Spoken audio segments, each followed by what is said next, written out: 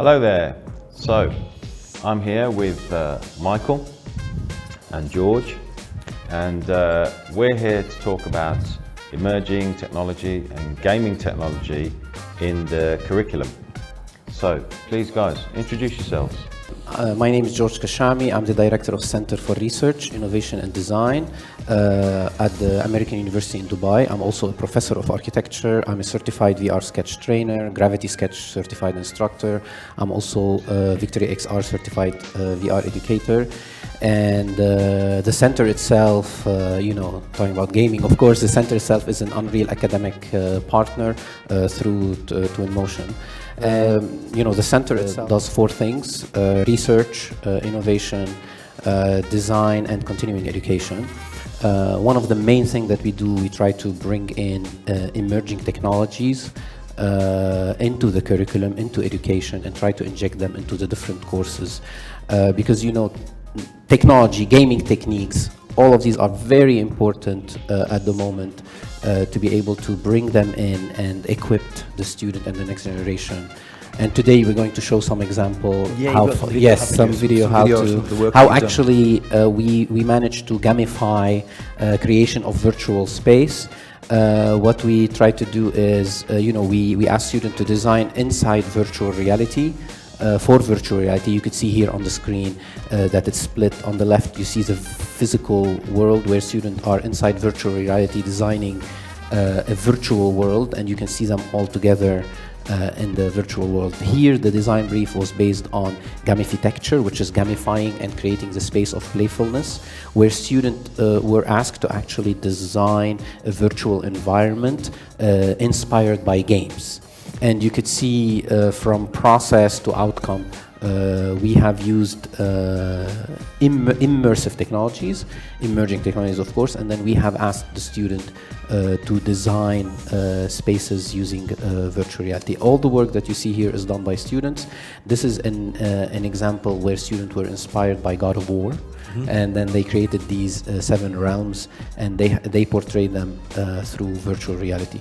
The actual process is, once the student do that for more than 50 hours inside the course, they get to become VR sketch certified from the industry, and this way it gives them an edge. Of course, when they go outside in the world, they know how to decide inside virtual reality and so forth. Fantastic, looks amazing. Yeah, it does. It's really good. So, is the video game industry a valid career path? Yes.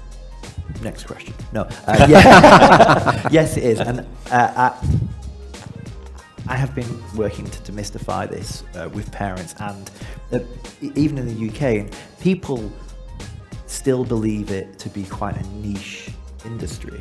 But the projections are for it to be worth $282 billion this year, which is an outstanding. That's a staggering number. That almost doesn't make sense. So big it doesn't make sense. That's a global industry. And if you zoom in and get a little bit more, there is obviously the statement, the announcement from the government to make Dubai one of the top 10 gaming country centers in the world by 2033. They want to create 30,000 jobs. They want to have $1 billion contribute to the GDP in this sector alone. Yep. So if you're asking me if it's a valid career path, all the evidence points to yes. All the evidence points towards this being a very valid career path, especially in this region right now at the moment. I would absolutely say so. Before answering that question, I want just to highlight on something I think that it's very fundamental in the way that we need to think about game. So I want to start with that, try, for the whole audience there, that when we first think of game, we always think of play. And when we think of play, we always think of, this is not serious. Yeah. So, and I think play is serious, specifically nowadays, with all the technologies out there, with the gaming technologies out there, with the opportunities that you could provide for actually students to improve their learning process and their learning outcome. Not only that, you also help the student in becoming more literate when it comes to technology, which is technology nowadays is not a tool anymore. So it is a very important aspect of our current life. And then the sooner you can inject that to the students, the better and the more prepared they will be for the future. So of course, answering the question, you have critical thinking, problem solving, focusing, analyzing, making decisions, taking decisions, and all of these are actually enhance the learning process and outcome. Of course, depending on the career path, depending on what is your goal.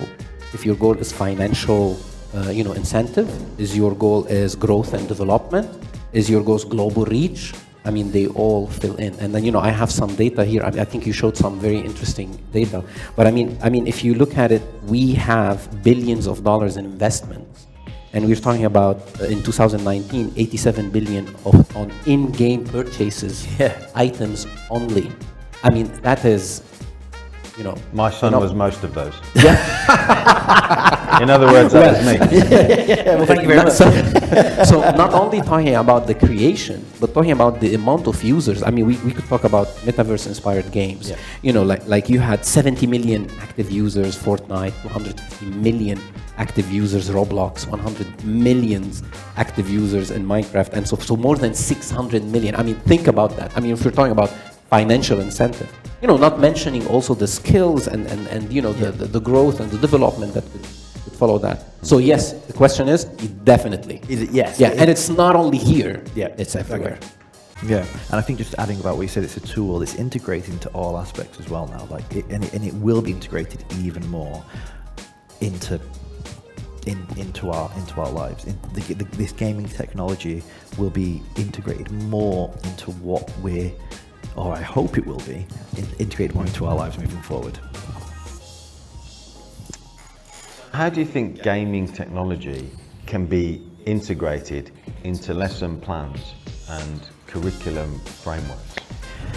So there's a few ways of doing it, and I've seen it done really well in primary education, predominantly because of a program called Scratch and Minecraft, which we've all heard of.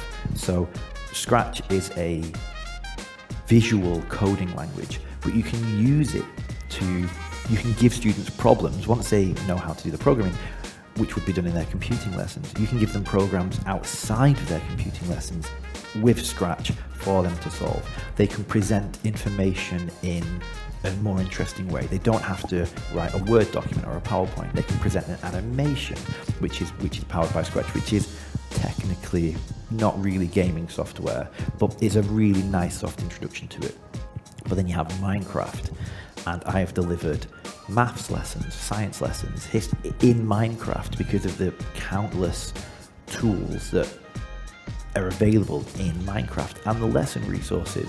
Microsoft have provided fantastic resources for teachers to be able to use this. Then you get a little bit further into Roblox, another great space for collaboration, for teamwork, which teach those soft skills about being able to work together, being able to work in a team. And then the newest addition to this, I would say, is the Fortnite Unreal Editor, or Unreal Editor, UEFN. They've taken a massive IP, which everybody knows, and integrated it and turned it into curriculum, which I think is fantastic. You have to be a little bit more of an expert for that, a little bit more, but there are so many resources online, so many free resources I will add online for you to do that. All you need is a little bit of time, which teachers probably don't have, but a little bit of time to try and introduce that.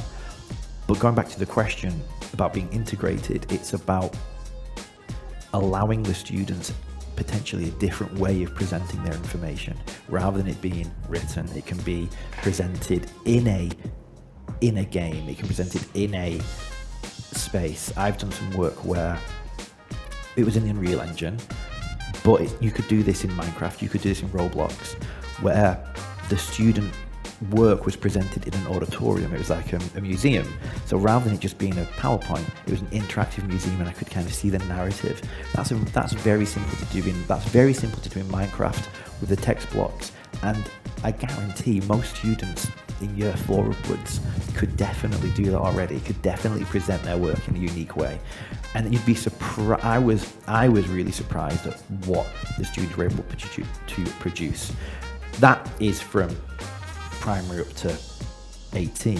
But Dr. George, you can answer the question as well about at a higher age level as well at university. So yes, thank you, Michael. So in my career path, before I became the director of the Center of CRID, I used to be an administrator. I used to be the chairperson of the department. I evolved curriculums, I adapted, and all of these. So one of the things that is very important, even now in my current position, is to try to inject emerging technologies, into the actual curriculum. So I would say that for the teachers and professors out there, so first you have to look at your learning outcome. So when you look at any course or any kind of delivery of any type of information, you have to see, so what is the goal? What are the learning outcome of actual that course? And then you have to think how gaming techniques or how an actual technology could help you to reach that goal. And you could map that with a different type of potential gaming that could provide that opportunity. Then the next step would be look at the different applications out there, see what type of application can help you in actually injecting this. And of course, nothing happened without the actual infrastructure behind all of this. So you need to make sure that you have the right hardware, the right network, anything that would relate to that so that you could also make it happen. And of course, you need to also train your faculty and professor and teacher to actually be able to use these technologies and use these techniques in order to, so it's a kind of a whole change of a mindset of how you could actually inject this into curriculum to make it actually viable, and also to reach the goal of the course itself and to actually augment the result into that course. And in the video you could see the engagement of students. There's a lot of positive. We're going to talk later about it. Like, when we did the survey, we saw a lot of positivity in how these technologies, how these techniques have actually improved and actually, helped the student learn and absorb the material.